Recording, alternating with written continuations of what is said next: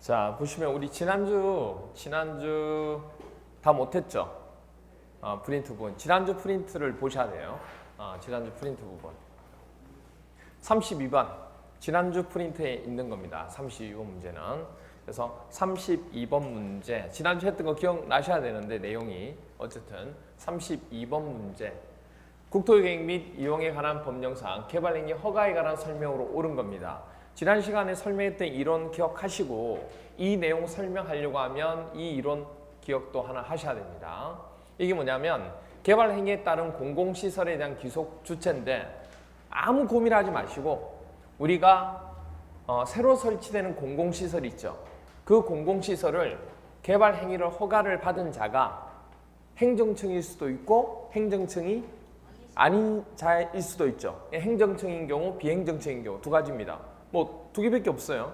그럼 누가 되든 간에 새로 설치된 공공시설은 그러니까 종래에 있는 공공시설이 오래돼 가지고 새롭게 만들고자 한다는 얘기예요.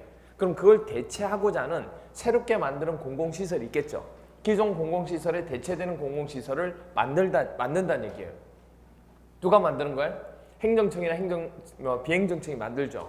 누가 만들든 간에 이걸 만들게 되면 새로 설치한 공공시설은 이걸 관리하는 누가? 그렇죠. 관리청에서 관리할 수밖에 없죠. 그러니까 관리청의 무상으로 귀속되는 거예요. 이거는. 고민할 게 없어요. 누가 되든 간에 새로 설치된 공공시설은 무조건 뭐 한다? 그걸 관리하는 관리청이 뭐 한다? 귀속된다. 이렇게 기억하면 돼요. 그 다음이 문제. 그럼 이거를 개발행위 허가를 받은 자가 개발행위를 했다는 얘기예요. 그럼 그에 대한 대가를 받아야 되잖아요. 대가를 받게 될 때 종래에 있는 공공시설, 그러니까 기존에 오래돼서 이제 쓰지 못하는 즉 개발행위로 용도 폐지가 된 공공시설 있죠. 이걸 가지고 해주겠다는 얘기예요. 그 대가를. 그래서 행정청인 경우에는 어차피 자기 거잖아요. 그럼 자기 거로 뭐가 되는 거예요? 그대로 무상으로 귀속되는 거예요. 그냥 자기한테 들어오는 거예요. 그렇죠? 그런데 비행정청이 허가를 받은 자일 때, 개발할 자일 때가 이제 문제가 되는 거예요. 그럴 때는 당연히 뭐죠? 공짜로 할 수 없잖아요. 그럼 개발 행위를 한 거에 대한 뭘 받아야 돼요? 비용을 받아야죠. 그 비용을 개발 행위로 용도 폐지가 된 기존에 있는 공공시설로 대체해서 주겠다는 얘기예요. 주는데 다 줄 수는 없겠죠. 여기에 들은 비용만큼만 주겠다는 얘기예요. 그렇죠? 그래서 뭐라고 그러냐면 새로 설치한 공공시설에 들어간 설치 비용에 상당하는 범위에서 비행정청에게 무상으로 뭐 해주면 돼요? 그 부분만 양도하겠다 그 얘기예요. 무사했어요? 이렇게 됩니다. 그 얘기예요. 근데 시험 문제는 이제 뭐냐면 이 두 개를 바꿔서 주로 많이 출제를 하는 거예요. 그러니까 두 개 바꿔서 출제하기 때문에 행정청일 때는 당연히 무상으로 뭐 한다? 귀속된다. 그것만 기억하면 되죠. 비행정청일 때는 그렇지 않다는 거. 기존 건물에 대해서 그 개발 행위만큼의 비용을 가져가면 된다. 그게 바로 무상 양도하게 된다. 그 얘기입니다. 그리고 또 하나 이제 기억하셔야 될 게 뭐냐면 이건 조금 이따 이제 설명드릴게요. 보시면 32번 문제 보세요. 32번 문제 보시면 1번 동그라미 1번 개발 행위 허가의 신청 내용이 성장관리 계획의 내용에 어긋나는 경우에는 개발행위 허가를 하면 돼야 안 돼요? 안 되죠. 안 되죠. 그렇죠? 사적 개발행위가 공적 부분에 대한 형태에 어긋나면 된다 안 된다? 안 된다. 그 다음 두 번째 자연녹지 지역에서는 도시계획위원회의 심의를 통해서 개발행위 허가 기준을 강화하여 적용할 수 있지만 완화하여 적용할 수는 없다. 이 얘기가 무슨 얘기인지 잘 몰라요. 여러분들이 봐도. 이 얘기가 무슨 얘기인지 잘 모른다고. 그래서 동그라미 2번 선지가 어려워요. 이 내용이. 그래서 이 내용을 이걸로 보셔야 돼요. 암기장 115번에 나온 내용이 바로 이 동그라미 2번 선지에 관한 내용이에요.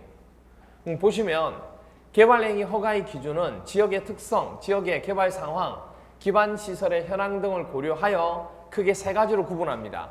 시가화 용도가 있고, 그러니까 도심지화되는 용도가 있고, 보전하는 용도가 있고, 그 다음 유보 용도가 있습니다. 됐나요? 그러니까 시가화 용도라고 하는 것은 개발이 되는 곳을 얘기하는 거예요. 그래서 뭐가 되냐면 주거지역, 공업지역, 상업지역을 주로 시가화 용도라고 얘기합니다. 됐나요? 그러니까 주로 뭐냐면 우리 시가화 부분이 이루어지는 곳이 도심지화 되는 부분이 이런 지역이다 그 얘기예요. 근데 여기에 들어가지 못하고 이건 안 된다, 개발하면 안 된다, 보존하는 용도로 쓰는 게 뭐냐면 여기입니다. 보존이. 그럼 보존 용도는 전부 다 뭐가 들어갈까요?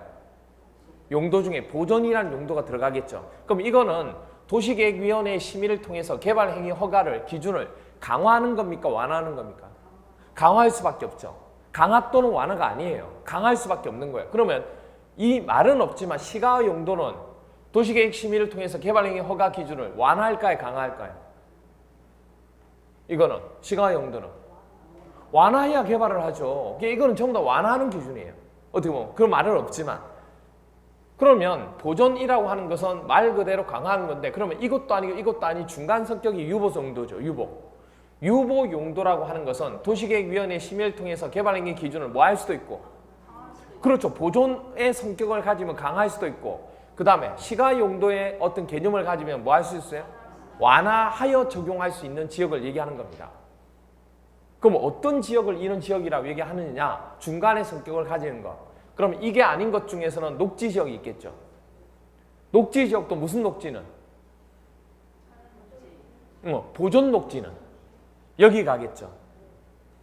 그렇잖아요. 보존 녹지는 당연히 보존해야 되니까 여기 가겠죠. 그럼 녹지 중에서 보존 녹지 말고 우리 있는 게 자연 녹지하고 생산 녹지죠.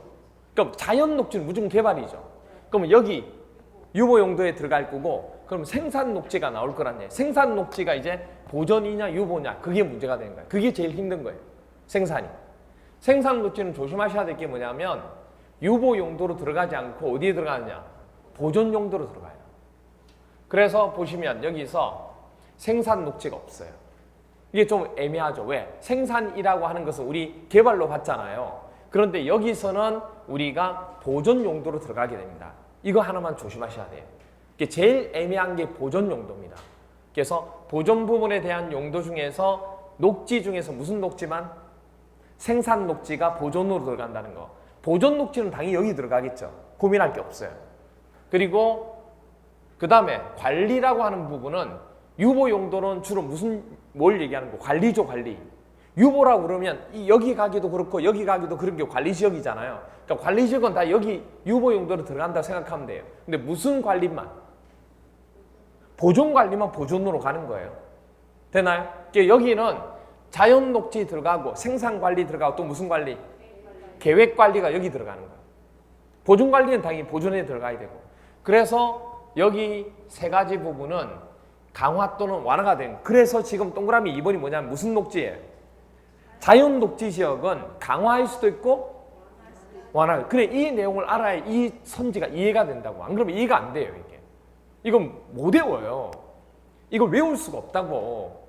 공법이 어려운 이유가 뭐냐면 시간이 지나면 잊어버리는데 무조건 외우려고 들기 때문에 그래요. 외워야 될 게 분명히 있죠. 있는데 외우지 않고 지문을 봐야 될 것도 분명히 있거든요. 그렇죠? 어느 시점에서 이게 발전을 못하고 제자리에서 계속 있는 경우가 있어요. 그 경우가 바로 그 시점이에요. 그래서 동그라미 이런 보시면 자연녹지 지역에서는 도시계획위원회 심의를 통하여 개발행위 허가의 기준을 뭐 할 수도 있고 강화하여 적용할 수도 있고 완화하여 적용할 수도 있다 이렇게 돼야 된다고. 그게 틀린 거예요.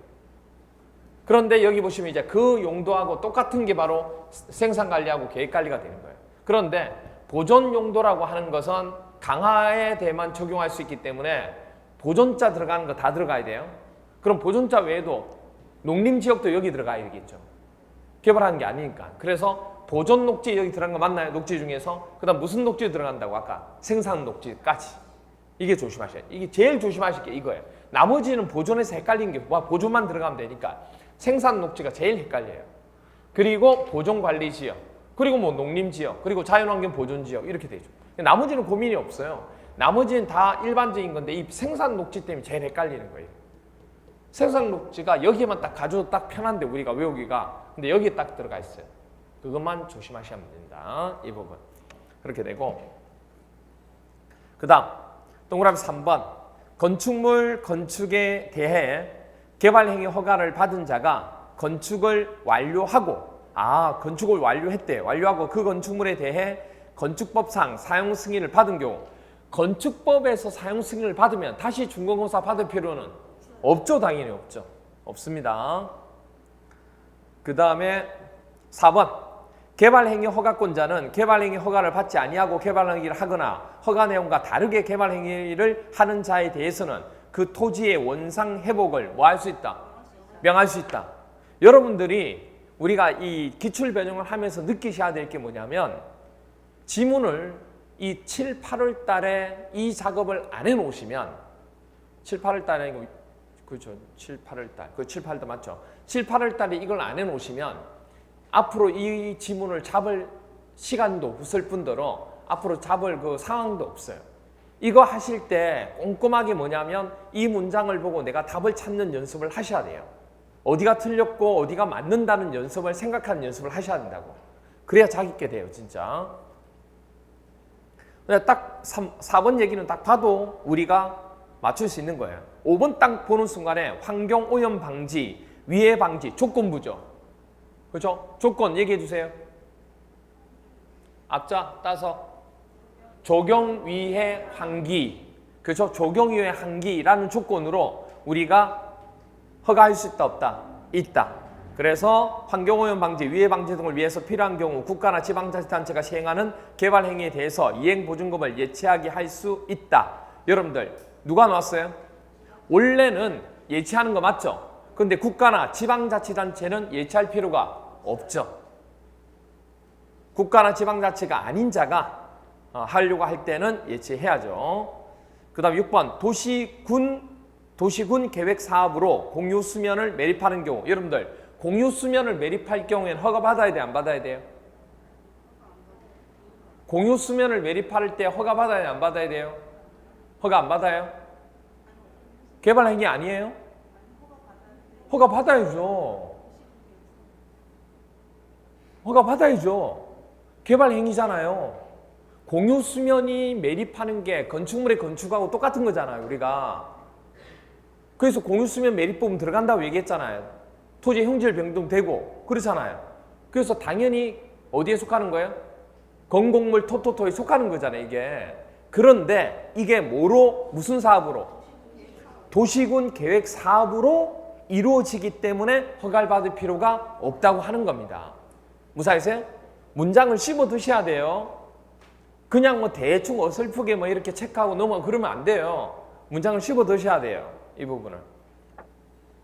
그렇게 되고 그 다음에 7번 도시군 계획 사업에 의하지 않는 개발 행위로서 그러면 도시군 계획 사업 아니래요. 주거지역 내 면적이 9,000제곱미터의 토지 형질 변경을 하는 경우에는 허가를 요하지 않는다. 맞나요?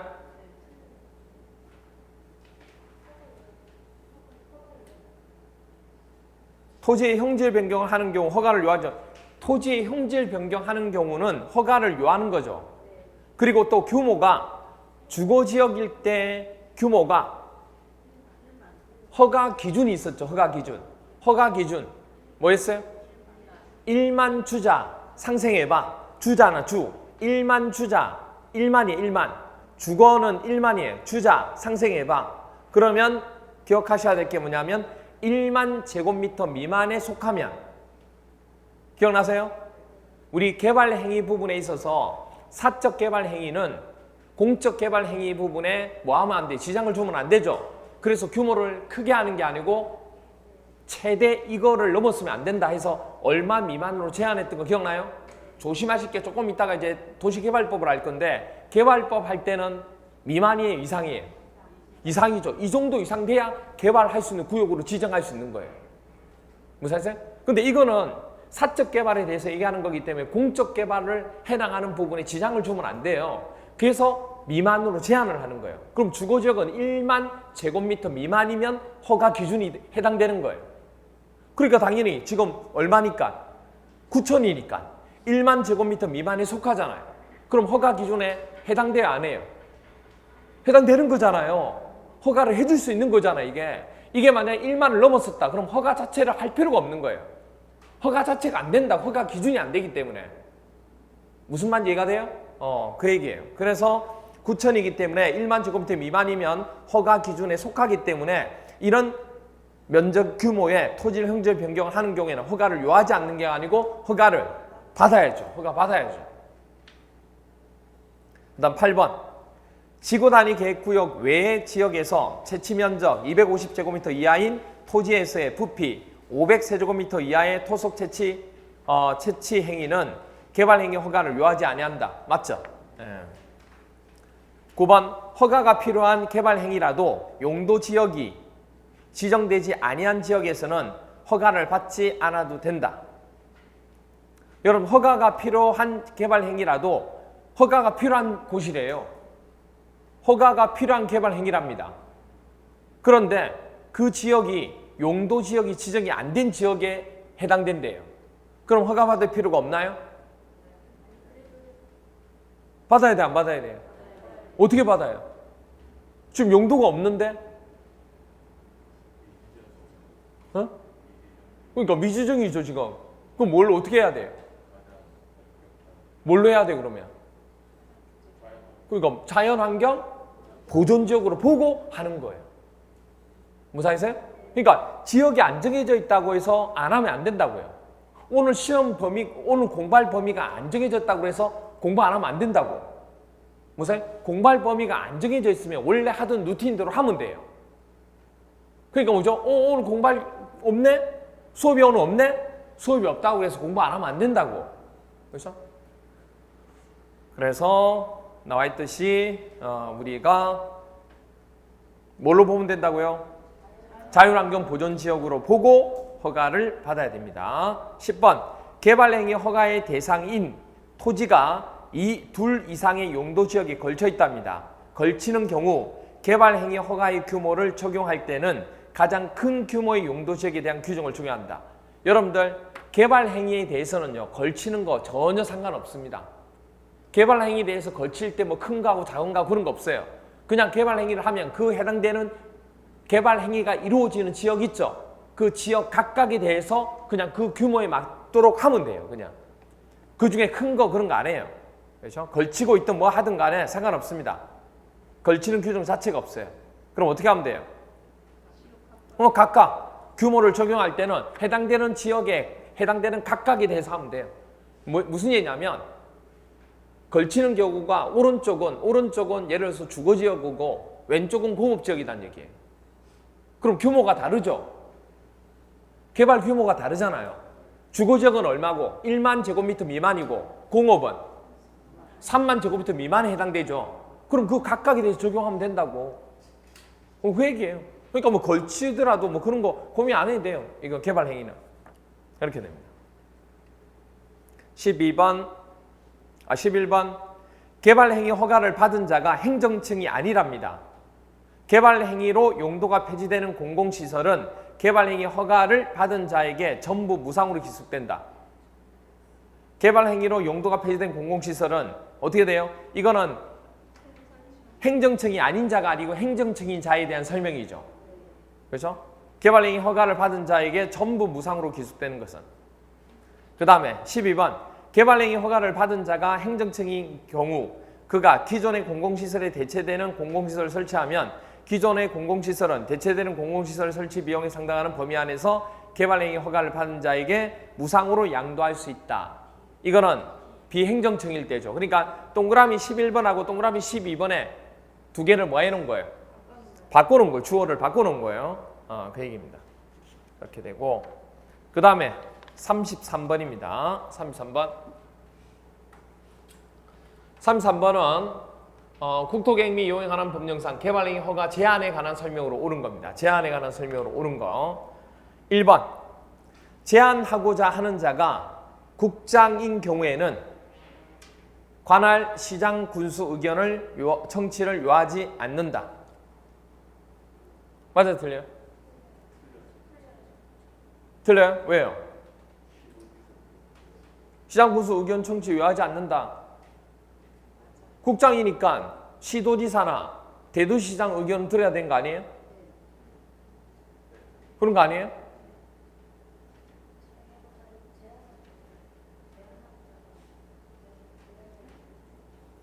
그래서 틀린 거예요. 그러니까 제한하고자 하는 자가 국장이란 얘기예요, 지금. 개발행위 허가에 대해서 뭐 하는 자예요, 지금? 제한을 하고자 하는 자예요. 제안이 아니고 제한하는 자예요, 지금. 제한하고자 하는 자가 국장인 경우에는 의견을 청취하겠다고요. 그때 시장이나 군수 의견 청취는 요하지 않는다 돼 있다고요. 들어야 돼요? 들어야 돼요? 왜 들어야 돼요? 시장, 군수, 구청장, 시장, 군수 의견 청취하는 거 맞아요? 시도지사의 의견 들어야 되는 거 아니에요? 이거 의견 듣지 않고? 국장이니까 밑에 있는 시도지사의 의견 들어야 되는 거 아니에요? 밑에 있는 시장, 군수 의견 듣는 게 아니고? 그런 거 아니에요? 아니, 여러분도 그렇게 알고 있잖아요. 국장이면 국장 밑에 시도지사죠. 그리고 시도지사 밑에 시장, 군수잖아요. 그러니까 여러분들이 뭐냐면 국장은 밑에 있는 시도지사 의견 듣고 시도지사는 밑에 있는 누구? 시장, 군수 의견 듣는 거잖아요. 그거 아니에요? 그게 아니에요. 조심하셔야 돼요. 조심하셔야 돼요. 이거는 뭐냐면 앞으로 이제 우리가 많이 나오는 얘기 중에 하나인데 기본적으로 우리가 얘기할 때 어떤 계획을 짜고 뭐 실시계획을 짠다든지 뭐 계획을 짜잖아요. 계획을 짰을 때는 국장이 짰으면 당연히 밑에 있는 누구? 시도지사 의견 듣는 게 맞죠. 그리고 시도지사는 누구? 근데 이거는 뭐냐면 지금 여기가 시도가 될 수도 있고 여기 시하고 군이 될 수도 있다고. 여기 부분에 대해서 누가? 국장이 허가 부분이 이루어지는 것에 대해서 국가계획이나 뭐 그런 차원에서 해나갈 때 여기를 이곳과 이곳에서 국가계획 차원에서 뭔가 이루어질 수 있잖아요. 그래서 이거를 제한을 할 수 있다 없다? 있는 거예요. 이거는 전국토에 의해서 제한을 할 수 있는 거예요. 이거는 어떤 계획을 짜고 그 계획에 대해서 의견을 듣는 그게 아니에요. 지금 이게 무슨 말 이해가 돼요?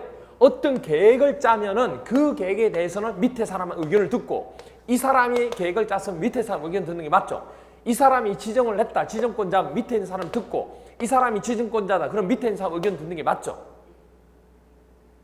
그게 맞는 거예요. 근데 이거는 그런 개념이 아니에요. 지금 그런 게 아니고 여기 있는 국토 전체에 있어서 시하고 도가 있다고.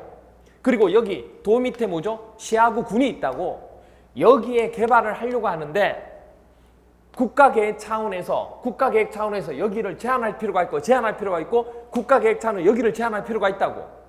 그럼 국장 입장에서는 시도도 그렇고 시군도 그렇고 다 뭐 해야 돼요? 제한을 할 수밖에 없다고. 그래서 이 제한을 하게 되는 국장은 시도지사의 의견도 듣고 누구? 시장, 군수의 의견도 들을 수밖에 없는 거예요. 다 듣는 거예요. 이거는. 이걸 착각하시면 안 된다고. 어떤 거는 밑에 사람만 듣는다는데 왜 이거는 또 전체를 듣느냐? 그걸 지금 설명한 거예요. 그래서 11번은 시장, 군수 의견 청취를 요하지 않는 게 아니고 요하는 거예요. 의견 청취 들어야 되는 거예요.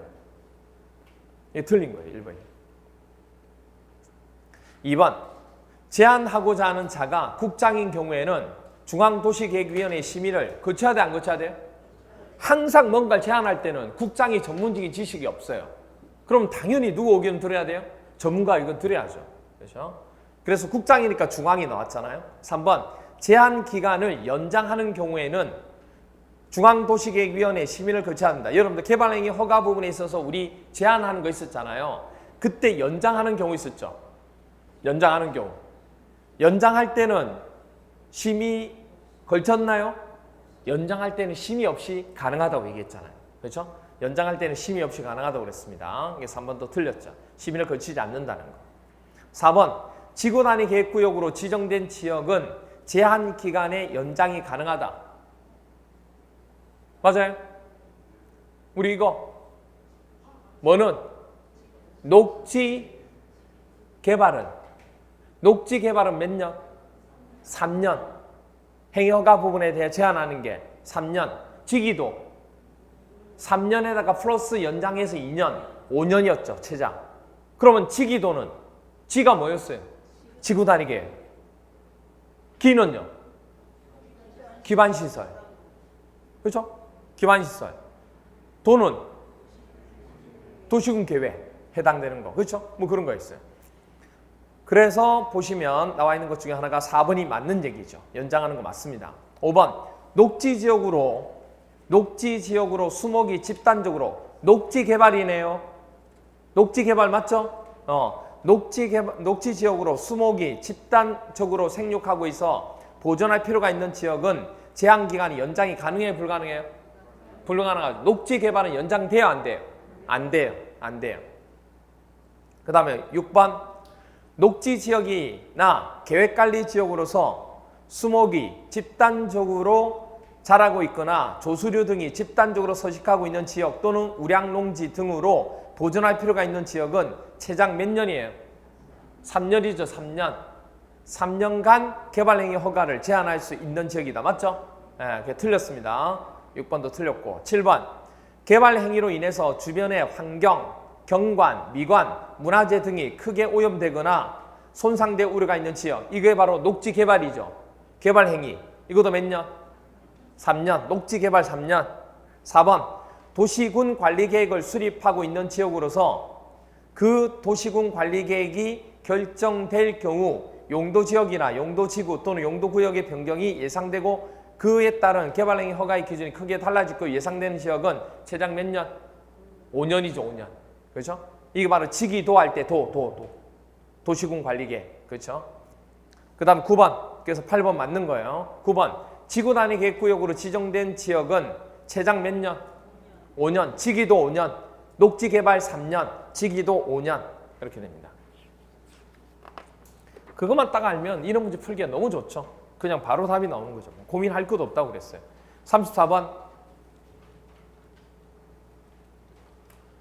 34번은 국토계획 및 이용에 관한 법령상 개발 밀도 관리 구역에 관한 설명을 옳은 겁니다. 개발 밀도 관리 구역에 대한 내용을 알려면 이걸 하나 기억하셔야 돼요. 개발 밀도 관리 구역의 지정권자 누구예요? 개발 밀도 관리 구역 지정권자 도시군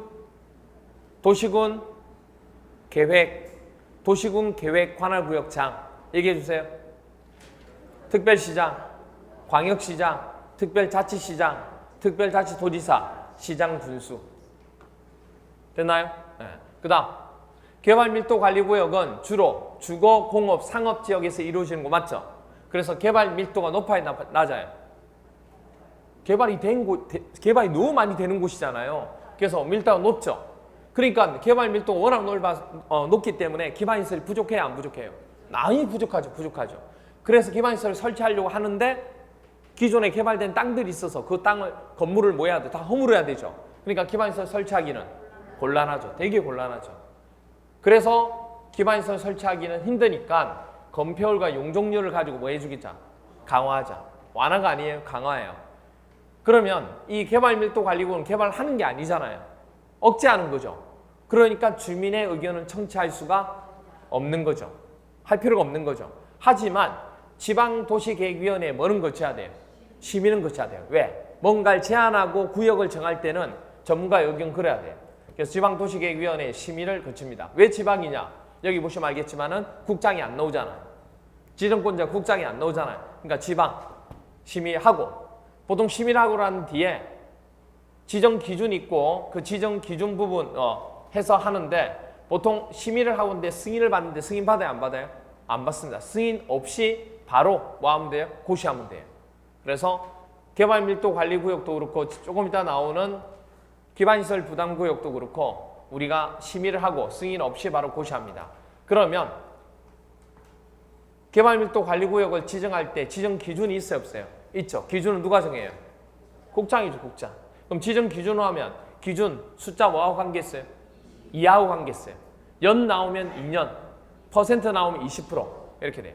경계선이 분명하게 구분되도록 해야 되고 용적률 강화는 최대 한도의 얼마?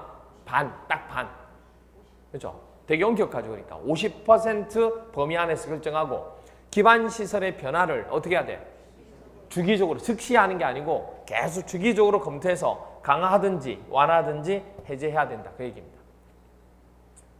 그럼 여기서 숫자 2하고 관계있다고 그랬는데 2가 어떻게 들어가냐면 개발밀도관리구역의 지정 기준에는 당해 지역의 도로 서비스 수준이 매우 낮아서 차량 통행이 현저하게 뭐한 경우 지체되는 지역, 당해 지역의 도로율이 국토교통부령이 정하는 용도 지역별 도로율의 20% 이상 미달한 지역, 그리고 향후 2년 이내에 당해 지역의 수도에 대한 수요량이 수도시설의 시설 용량을 초과할 거 이상 되는 거. 너무 많이 개발돼가지고 사람들이 너무 많아가지고.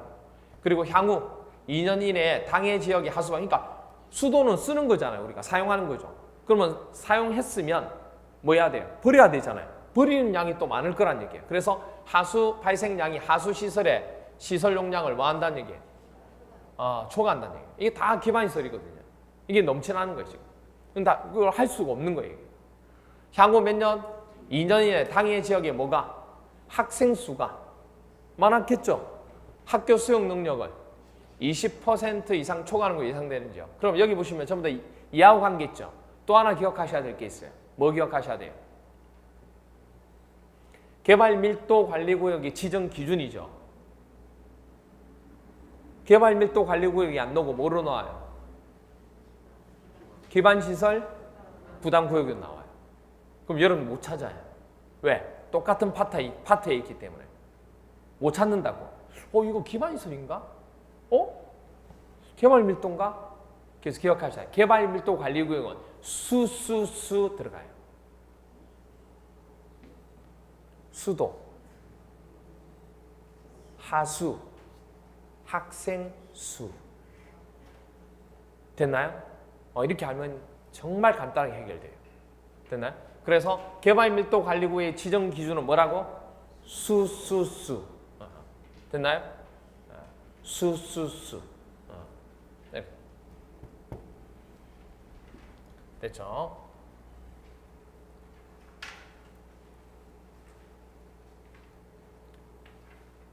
도로 수준도 나와. 도로 수준, 수. 다 되죠. 그리고 이 범위의 건폐율 용적률 아까 이거는 뭐 아까 설명드린 거고. 그렇죠? 그래서 34번 문제가 개발밀도관리구역에 대한 설명인데 1번 볼게요. 개발밀도관리구역 안에서는 해당 용도 지역에 적용되는 용적률이 최대한대로 몇 프로? 50% 범위 안에서 용적률을 강화하여 적용하는 거 맞나요? 네, 두 번째, 개발밀도관리구역에 대하여는 기반시설의 변화가 있는 경우 즉시 검토해야 돼요? 주기적으로 해야 돼요? 주기적입니다. 즉시 검토해서 하는 거 아니에요. 주기적으로 이거를 그 구역의 해제 등에 필요한 조치를 해야 됩니다. 3번, 개발밀도관리구역의 명칭 변경에 대해서는 지방도시계획위원회 심의, 아까 얘기했죠. 개발밀도관리구역에 대해서 지정할 때 또는 명칭을 변경할 때 뭐 변경하든 지정하든 바꾸게 될 때는 반드시 뭐 해야 돼요? 심의 요합니다. 심의해야 돼요. 지방도시계획 심의를 요합니다. 그 다음에 4번, 공업지역에서의 개발 행위로 인해서 기반시설의 수용 능력이 부족할 것으로 예상되는 지역 중 기반시설 설치가 뭐한 곳? 곤란한 지역이죠. 그죠? 곤란한 지역은 개발밀도관리구역으로 지정될 수 있다, 없다? 있다. 기반시설 부담구역은 곤란할 필요가 없어요. 왜냐하면 개발이 안 됐기 때문에 마음대로 하면 돼요. 근데 이거는 곤란하죠. 왜? 기존에 개발에 많이 돼서 건물을 허물어야 되니까. 그 다음에 5번, 개발밀도관리구역의 지정권자 누구예요? 국장 아니라고 그랬죠? 누구예요? 특별시장, 광역시장, 특별자치시장, 특별자치도지사, 시장구수 두 번째와 세 번째. 됐죠? 도시군 계획 관할구역장입니다. 그리고 6번, 개발밀도관리구역에서는 당해 용도지역에 적용되는 건폐율 또는 용적률을 강화 또는 완화하여 적용할 수 있다. 완화돼요, 안 돼요? 완화 안 돼요. 강화만 돼요. 7번, 군수가 개발밀도관리구역을 지정하려면 여러분들 군수가 개발밀도관리구역을 지정하는 거 맞나요? 지정권자 맞아요? 맞아요? 그럼요. 그런 거 확인해야죠. 여러분들이 언제까지 뭐죠? 그냥 특광, 특수 이것만 외우고 있을 거예요. 그거 외우고 있으면 뭐 하냐고. 군수 나오면 당황하는데. 군수 나오면 당황해요. 특강 툭툭툭 외우면 뭐 맨날 춘날 뭐 위로 보고 옆으로 보고 특강 툭툭 외우고 있으면 뭐 하냐고요. 예? 군수 나오면 당황해가지고 뭐죠? 야이씨 군수 뭐야 이거 이렇게 되는데. 예? 외우는 거 따로 문제 따로 그러면 안 돼요. 그래서 군수 딱 나오면서 관할구역장 두 번째 세 번째니까 군수 맞네 이렇게 돼야지. 그림이 딱 눈에 보이면서. 개발밀도관리구역을 지정하려면 지방도시계획위원회 심의를 거치는 거 맞죠? 아까 승인 받아요 안 받아요? 승인 안 받고 바로 고시한다고 얘기했죠? 승인 받지 않습니다. 심의를 하고 바로 고시한다는 거. 8번 주거지역에서의 개발 행위로 기반시설의 용량이 뭐할 경우 부족할 것으로 예상되는 지역 중 기반시설 설치가 뭐한 경우 곤란한 지역으로서 향후 몇 년? 2년 이내에 당해 지역 학생 수 맞네요. 수 학교 수용률 몇 프로? 다 20이에요. 20. 20% 이상 초과할 이상 되는 20이죠. 20 틀렸죠? 예. 그 다음에 35번 문제 35번도 기반시설 부담구역에 대한 설명 물어본 겁니다. 1번 시장 맞아요? 시장 맞아요? 네. 기반시설 부담구역이네. 이거 봐야지. 자, 기반시설 부담구역에 대해서 물어봤기 때문에 이거 봐야죠. 다시 이거 봐야 돼요. 기반시설 부담구역을 지정하는 지정권자도 똑같아요. 개발밀도관리구역하고 똑같습니다. 지정권자. 그리고 기반시설을 설치하는 계획을 수립하는 수립권자도 똑같습니다. 누구예요? 도시군? 그렇죠. 도시군 관할구역장입니다. 도시군. 이렇게 두 번째, 세 번째. 그리고 기반시설 부담구역은 개발밀도관리구역 외 지역이죠. 외 지역이란 건 중복이 돼야 안 돼요. 중복 안 돼요. 그러니까 뭐냐면 기반시설 부담구역이란 것과 개발밀도관리구역은 완전히 성격이 다른 거예요. 그렇기 때문에 같은 곳에 지정을 할 수가 없어요. 개발밀도가 낮고 주로 완화하는 경우를 얘기합니다. 완화되는 곳. 기반시설 완화되는 곳이에요. 그래서 중복 지정이 안 된다는 거. 그리고 기반시설이 아무래도 뭐죠? 부족하죠. 그러니까 기반시설 설치해야 돼? 안 해야 돼요? 설치해야죠. 필요하죠. 그걸 가지고 설치할 때 기반시설 부담구역을 우리가 지정하게 되는 것 중에 하나가 됩니다. 그럼 그때 이거는 개발을 하는 거죠. 개발하는 거니까 주민의견 들어야 돼요? 안 들어야 돼요? 들어야 돼요. 그리고 지방도시계획위원회 심의를 우리가 받게 되고 심의 후에 지정을 하게 됩니다. 그때 지정할 때 지정 대상, 행위 제한이 풀리는 거죠. 그러니까 지금 이건 기반시설 부담을 해서 개발을 하는 거니까. 그래서 완화되고 해제되는 지역을 말하고 그리고 지정 대상이 어떻게 되냐면 개발행위 허가 현황이 갑자기 뭐 하는 거예요 이게? 증가하는 거예요. 증가하는 거. 그러니까 개발이 계속 많아지는 거예요. 전년도에 비해서 많아지는 거예요. 그러니까 기반시설이 필요한 거죠. 그래서 20% 이상 뭐 하는 경우? 증가하는 경우. 그럼 인구도 뭐죠? 증가하겠죠. 인구 증가율이 몇 프로? 20% 이상 이것도 높은 지역. 이렇게 되는 겁니다. 되죠? 이렇게 된 거. 그러니까 기반시설 부담구역도 20하고 2하고 한 게 있는 거예요. 그럼 이렇게 지정이 되면 고시를 합니다. 승인받지 않고 고시를 해요. 그럼 몇 년이 되는 날까지 수립을 해야 돼요? 1년. 기반할 때 여기 1년이 되는 날까지 수립해야 되고 만약에 다음 1년이 되는 날까지 수립하지 않으면 그 다음 날 기반시설 부담구역 지정이 뭐가 된다고요? 해제가 됩니다. 되나요? 그렇게 해서 우리가 이걸 정하면 이제 기반시설 설치 계획을 수립을 합니다. 수립을 하고 그걸 어디다가? 그렇죠. 도시군 관리 계획에 반영을 합니다. 됐나요? 도시군 관리 계획에 반영하는 거예요. 그리고 기반시설 설치 계획 수립할 때 건축물별 기반시설 유발 개수 있어요, 없어요? 아무래도 불특정 다수의 사람들이 많이 오는 곳일수록 기반시설을 그만큼 많이 이용한다고 보고 비용도 뭐죠? 많이 부담시키는 거예요. 그래서 유발 개수에 따라서 다른 거죠. 이거 기억나세요? 위에 누구? 위락관. 위락관은 어디 있어요? 2종에 있어요. 그리고 그렇죠. 자정문은 어디 있어요? 1종에 있어요. 뭐도 판매해요? 인삼도 판매해요. 되나요? 이렇게 됩니다. 이렇게 보시면 돼요. 이 순서대로예요. 중간에 들어가는 게 없어요. 그래서 시험 문제는 건축물별 기반시설 유발 개수가 가장 큰 것은 하고 물어봐요. 그러면 이거 복이 없다. 그러면 이거, 이게 없다. 이게 없다. 이 중에 하나예요. 그러면 이제 외우면 되는데 위락이라고 하는 것은 둘이 뭐죠? 하나 되는 거죠. 위락이라는 것은 둘이 하나 되는 거. 이점이. 관광 휴게시설 나이트는 몇세? 19세 이상 1.9. 그리고 이 관광 나이트 부분에서 한번 폐사함이 일어나가지고 난리가 났죠. 그게 정말 유명한 언제예요? 2월 16일 날 일어났던 216 사태라고. 216 사태입니다. 그래서 위락관에서 216 사태라고 얘기하면 많이 알아요. 이게 우산에서 유명한 곳이에요. 216 사태. 그리고 자동문이죠. 자동문은 일사천리로 열리죠. 일사천리. 그리고 일종에는 인삼도 판매해요. 이렇게 맞나요? 그리고 이제 이거 외에 숙박은 원나잇. 하룻밤 자는 거죠. 숙박은. 그러니까 1.0. 의료시설. 생명을 구하는 거죠. 구하는 거 0.9. 됐나요? 0.9. 이렇게 돼요. 그럼 나머지는 땡처리 0.7. 0.7 아닌 경우도 있어요. 근데 그냥 0.7로 보자는 거죠.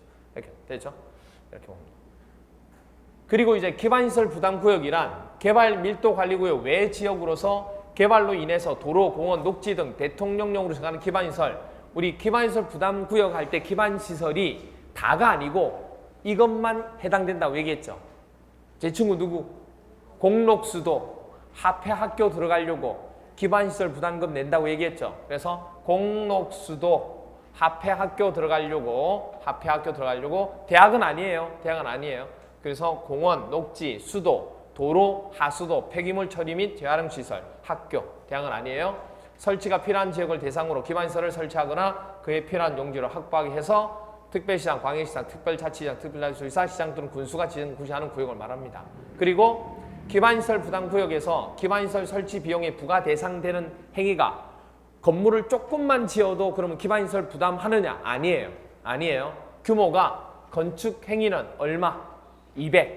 200제곱미터를 초과하는 건축물의 신축이나 증축하는 행위를 할 때 면적이 얼마요? 200제곱미터를 초과하는 건축물의 신축이나 증축한 행위를 하는 자만 기반시설 부담금을 매기겠다 그 얘기입니다. 됐죠? 부담시키겠다. 다만 기존 건축물을 뭐하고? 철거하는 경우 있죠. 철거하고 신축하는 경우에는 기존 건축물의 건축 연면적을 뭐하는 것만 초과하는 건축 행위만 부과하겠다. 다를 부과하는 게 아니고 원래 300이었는데 350으로 지었다. 그럼 얼마만? 50만 부과하겠다는 얘기예요. 됐나요? 그 얘기입니다. 그리고 기반시설 설치 비용은 기반시설을 설치하는 데 필요한 기반시설 표준 시설 비용하고 그 또 뭐 있어야 돼요? 땅도 있어야죠. 땅도. 용지 비용을 뭐한 합산한 금액의 부과대상 건축 연면적과 기반시설 설치를 위하여 사용되는 총 비용 중 국가나 지방자치단체가 부담하는 비용은 제외하고 민간 개발 사업자가 부담하는 부담률을 곱한 금액으로 산정한다 그 얘기예요. 기반시설 설치 비용은. 그리고 특별시장, 광역시장, 특별자치장, 특별자치도지사 지정권자죠. 건축 행위하는 자 이건 조금 이따 봐야 돼요. 조금 이따 봐요. 자, 35번 보세요. 그래서 1번 시장은 기반시설 부담구역을 지정하면 기반시설 설치 계획을 수립하여 그리고 해야 되고 이를 어디다 반영해야 돼요? 도시군 관리계획에 반영해야죠. 2번 녹지와 폐기물 처리 시설은 기반시설 부담구역에 설치가 필요한 기반시설에 해당한다. 녹지와 폐기물 처리 시설은 기반시설 부담구역에 설치가 필요한 기반시설에 해당한다. 맞나요? 아까 기억나시죠? 기반시설 부담구역에는 공록수도, 공록록, 그렇죠? 합폐, 맞죠? 그 다음 3번 동일한 지역에 대해 기반시설 부담구역과 개발 밀도 관리구역을 중복해서 지정할 수 있다, 없다. 그 다음 4번 고등교육법에 따른 대학은 기반시설 부담구역에 설치에 필요한 기반 해당해요, 안 해요? 해당하지 않죠. 5번 기반시설 부담구역으로 지정된 지역에 대해 개발행위 허가를 제한하였다가 이를 연장하기 위해서는 중앙도시계획위원회 심의를 거쳐야 된다. 이게 무슨 얘기예요? 우리 아까 앞에서 외웠던 거 개발행위 허가 부분 중에서 녹지 개발은 3년 연장이 안 돼요. 지기도 할 때 지는 지가 뭐예요? 지구단위 계획. 그리고 기가 뭐예요? 기반시설 부담구역이잖아. 그렇죠? 이 기반시설 부담구역이죠. 그래서 연장에 해당되는 거 맞고 그 연장할 때는 심의를 거치지 않는다. 그 얘기입니다. 6번 기반시설 부담구역의 지정 고시일로부터 몇 년? 1년이죠. 기반할 때 기자가 1이잖아. 그래서 1년이 되는 날까지 기반시설 설치 계획을 수립하지 아니하면 그 몇 년? 1년이 되는 날에 언제? 다음 날에 기반시설 부담구역에 지정이 해제된 것으로 본다. 7번 기반시설 부담구역은 개발밀도관리구역 외 지역에 지정하는 거 맞죠? 그 다음에 8번 기반시설 부담구역의 지정은 해당 광역시에 설치된 지방도시계획위원회의 심의 대상이 아니다. 여러분 아까 얘기했죠? 개발밀도관리구역도 그렇고 기반시설 부담구역도 그렇고 지정할 때 심의 받아야 안 받아요? 심의 받습니다. 둘 다 아까 심의 받았어요. 심의 대상입니다. 9번 지구단위 계획을 수립한 경우에는 기반시설 설치 계획을 수립한 것으로 본다. 지구단위 계획을 수립한 경우에는 기반시설 설치 지구단위 계획 안에 기반시설 부분 설치하는 부분까지 다 들어가 있는 내용이기 때문에 기반시설 설치 계획을 수립한 것으로 보면 되는 겁니다. 그 다음에 10번 9번 맞아요. 기반시설 부담구역에서 개발 행위를 허가받고자 하는 자에게는 기반시설 설치 비용을 뭐 해야 돼요? 부과해야 된다. 맞아요? 조심하셔야 돼요. 이 얘기는 뭐냐면 10번 얘기는 기반시설 부담구역에서 개발 행위를 허가받고자 하는 자에게는 무조건 기반시설 설치 비용을 다 부과해야 된다는 얘기예요. 그럼 조그만 건물을 지어도 다 부과해야 돼요? 아니잖아요. 조건이 있죠. 얼마를 넘을 때? 건축하는 행위가 200제곱미터를 뭐 할 때? 초과하는 신축이나 증축 행위를 하는 자에만 부과하겠다는 얘기예요. 조심하셔야 돼요. 다가 아니에요. 이거 정말 많이 틀려요. 동그라미 정말 많이 틀립니다. 10번은 기반시설 부담구역에서 개발 행위를 허가받고자 하는 자에게는 무조건 다 부과하여야 하는 게 아니고 아까 얘기했죠. 얼마? 200제곱미터, 면적 200제곱미터를 초과하는 건축의 신축이나 증축 행위를 하는 자에게 부과하는 겁니다. 그 다음에 11번 기반시설 부담구역 내에서 주택법에 따른 리모델링을 하는 건축물은 기반시설 설치 부용 부과 대상이 아닙니다. 이거는 기반시설 부과 대상 아니에요. 리모델링은. 12번 기존 건축물을 뭐하고? 철거하고 신축하는 건축 행위가 기반시설 설치 비용의 부과 대상이 되는 경우에는 기존 건축물의 건축 연면적을 뭐하는? 초과하는 건축 행위를 포함하는 초과하는 건축 행위만 한다고 그랬죠. 그런데 그거를 포함한 전부 다가 해당돼요? 전부가 아니죠. 뭐 하는 것만? 초과하는 것만. 초과하는 건축 행위만 해당되는 겁니다. 전부 부과되는 거 아니에요. 그 다음에 13번 기반시설 설치 비용은 현금 납부를 원칙으로 하되 부과대상 토지 및 이와 비슷한 토지로 하는 납부, 즉 물납 인정할 수 있다 없다? 있다.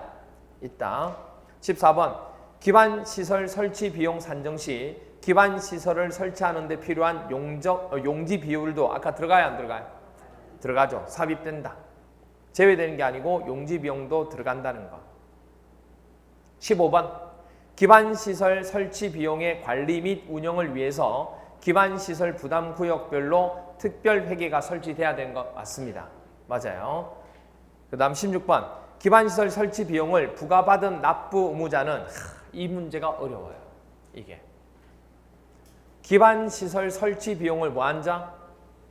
부과받은 납부 의무자는 납부 기일의 연기 또는 분할 납부가 인정되지 않는 한 건축 허가를 받은 날로부터 2개월 이내에 기반시설 설치 비용을 내야 된다 돼 있어요. 뭐가 틀렸냐면 이걸 보고도 뭐가 틀린지도 몰라요. 여기 보세요. 이겁니다. 이걸 잘 보셔야 돼요. 자, 보세요. 특별시장, 광역시장, 특별자치시장, 특별자치도지사, 시장 또는 군수, 관할구역의 장이죠. 그렇죠? 이게 누구예요? 기반시설 부담구역을 지정하는 지정권자고 여기에 개발 행위를 할 때 허가를 해주는 허가권자예요. 이 자는 건축 행위를 하는 자가 납부 의무자죠. 그 자가 국가 또는 지방자치단체로부터 건축 허가를 받겠죠. 받은 날로부터 2개월 이내에 돈을 내야 되는 게 아니고 기반시설 설치 비용을 뭐 한다고요? 부과를 해야 된다고. 통지서를 줘야 된다고. 무슨 아세요? 돈 내세요 하고 서류를 부과하는 날짜가 언제냐면 건축 허가를 받은 날로부터 2개월 이내에는 기반시설 설치 비용을 반드시 부과해야 된다고. 돈을 내라는 얘기지 돈을 그때까지 내라는 얘기가 아니에요. 무슨 아세요? 돈을 기반시설 설치 비용을 부과한 거지 그때까지 내라는 얘기가 아니라고. 무슨 아세요? 부과를 한 거예요. 그럼 돈을 언제까지 내면 되느냐? 납부 의무자는 사용 승인, 실제로 이제 사용 승인, 사용할 때 사용 승인 신청 시까지 내기만 하면 돼요. 되나요? 이걸 조심하셔야 돼요. 그래서 납부 의무자는 언제까지 내면 된다고요? 사용 승인 신청 시까지. 그런데 관할구역의 장은 기반시설 설치 비용을 언제까지 부과를 해야 돼요? 납부 의무자가 건축 허가를 받은 날로부터 얼마? 2개월 이내에는. 됐나요? 건물을 관할구역에 개발 행위를 하는 자가 건축 허가를 받았다는 얘기예요. 받고 난 뒤에 몇 개월 이내에는? 2개월 이내에는 납부 의무자한테 기반시설 설치 비용을 부과를 해야 된다고. 그래야 이 사람이 돈을 낼 거잖아요. 돈은 언제까지 내면 되는데요? 사용승인 신청시까지. 되나요? 그래서 보시면 동그라미 16번 보시면 기반시설 설치 비용을 부과받은 납부 의무자는 납부기일의 연기 또는 분할 납부가 인정되지 않는 한 건축 허가를 받은 날로부터 2개월 이내에 납부하는 게 아니에요. 되나요? 언제까지? 사용 승인 신청 시까지 내면 되는 거예요. 이거를 지금 하는 거는 이거는 납부를 뭐 하는 거예요? 부과하는 자가 해야 될 일이에요. 뒤에 2개월 이내에 하는 거는 조심하셔야 돼요. 그래서 이 부분이 또 틀렸습니다. 그 다음에 36번 보시면 국토계획 및 이용에 관한 법령상 기반시설 부담구역으로 지정하여야 하는 지역이 아닌 것은 하고 나왔습니다. 1번 법령의 개정으로 인해서 행위 제한이 완화되거나 해제되는 지역 기반시설 부담구역으로 지정해야 되는 지역이 아닌 거 물어봤죠. 아닌 거. 그러니까 1번 같은 경우에는 기반시설 부담구역으로 지정하는 지역이죠. 그렇죠? 2번 법령에 따라 지정된 용도지역 등에 변경되어 행위 제한이 뭐한 경우 완화되는 지역도 지정하는 지역이죠. 아닌 게 아니잖아요. 그 다음 3번 주거 상업지역에서 개발 행위로 인해서 기반시설의 수용 능력이 부족할 것이 예상되는 지역 중 기반시설 설치가 곤란한 지역. 이건 어디예요? 이건 개발밀도관리구역이죠. 이거는 개발밀도관리구역에 대한 설명이기 때문에 기반시설 부담구역으로 지정해야 될 지역이 아닌 거죠. 그래서 동그라미 3번이 답이 되는 거예요. 됐나요? 네. 그 다음 4번 기반시설 설치가 필요하다고 인정하는 지역으로서 해당 지역의 전년도 개발행위 건수가 전전년도 개발행위 건수보다 몇 프로? 20% 이상 증가하는 거 맞죠? 이거는 기반시설 부담구역 지정해야죠.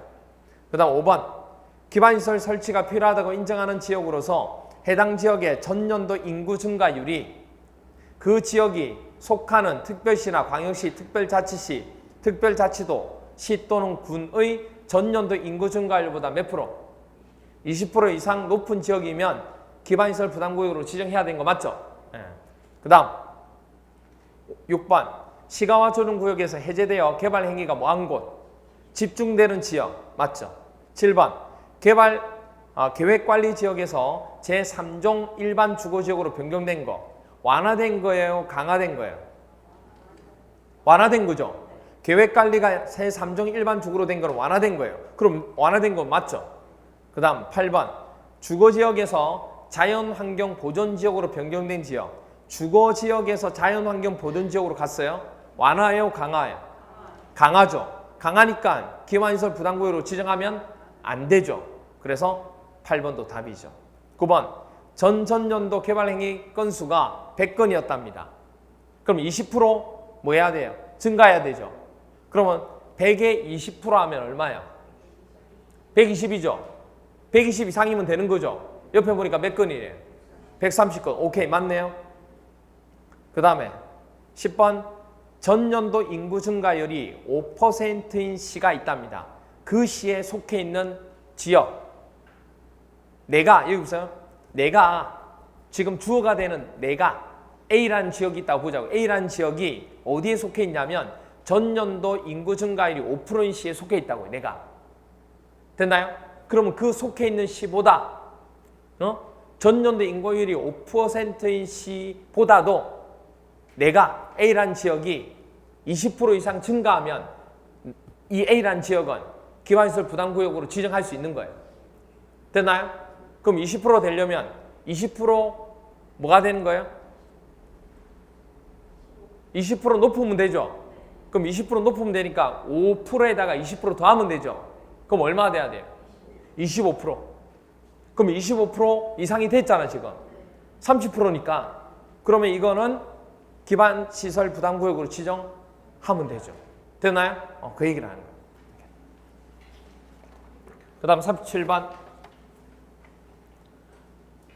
국토계획 및 이용에 관한 법령상 건축물별 기반시설 유발 개수에 관한 설명으로 옳은 겁니다. 1번 제1종 근린생활시설 얼마요? 1종에 있어요. 2, 3도 판매해요. 1.3이죠. 공동주택 모르죠? 모르니까 얼마예요? 0.7. 의료시설 0.9. 업무시설 모르죠? 0.7. 숙박시설 1.0. 이 중에서 뭐가 제일 높아요? 제1종 근린생활시설이 제일 높죠? 그럼 1번 틀렸네요. 2번 단독주택 뭐예요? 얼마? 모르죠? 0.7. 장례시설 모르죠? 0.7. 관광휴게시설 나이트 19세죠? 1.9. 1.9. 제2종 근린생활시설 216 사태 1.6. 비금속 광물 제조 공장 엄청나게 많아요. 몰라요. 모르면 안 해도 돼요. 1.3인데 몰라도 돼요. 그럼 이 중에 가장 큰 거 그렇죠. 관광휴게시설 이 답이 되죠. 그 다음에 3번 의료시설이 교육연구시설보다 기반시설 유발 개수가 뭐하다? 크다. 의료시설 얼마예요? 0.9. 교육연구시설 모르죠? 0.7. 그러니까 이렇게 생각하면 돼요. 의료하고 교육연구시설하고 불특정 다수가 누가 더 많이 와요? 그러니까 우리가 몰랐다 쳤을 때 이 두 개 비교하는 거 나오잖아요. 그럼 두 개 중에서 불특정 다수가 많이 오는 게 개수값이 높은 거예요. 그럼 당연히 의료시설하고 교육연구시설하고 교육연구시설은 정해져 있잖아요. 인원이. 근데 의료시설은 불특정 다수가 많은 사람이 올 수 있죠. 그래서 의료시설이 높은 거예요. 숫자를 못 외우더라도. 새로운 게 나오더라도. 그렇게 찾으시면 돼요. 답은 3번이 됩니다. 됐죠? 오케이. 지난주에 우리가 못했던 부분이 바로 그 부분까지 설명을 조금 드렸습니다. 오케이. 그렇게 하고 조금 쉬었다가 테마 8번 도시군 계획시설 사업 시행 이 부분도 되게 까다로워요. 이 부분 들어가도록 하겠습니다. 좀 쉬었다 들어갈게요.